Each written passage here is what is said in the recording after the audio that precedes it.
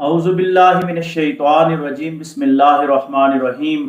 معزز ناظرین، السلام علیکم ورحمۃ اللہ وبرکاتہ۔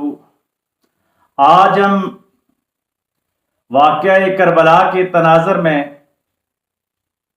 امام عالی مقام امام حسین رضی اللہ تعالیٰ عنہ کے فرزند جو کربلا کی سرزمین سے زندہ واپس آئے، امام زین العابدین علیہ السلام، ان کی شخصیت کو سامنے رکھتے ہوئے واقعہ کربلا اور فکر حسینی کو دیکھنے کی کوشش کریں گے۔ اور میں سمجھتا ہوں کہ اگر اس کو ہم سمجھ جائیں تو امت کے موجودہ بہت سارے مسائل کا حل امام زین العابدین کی فکر اور سوچ میں موجود ہے۔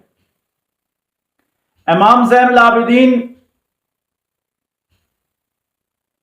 کربلا میں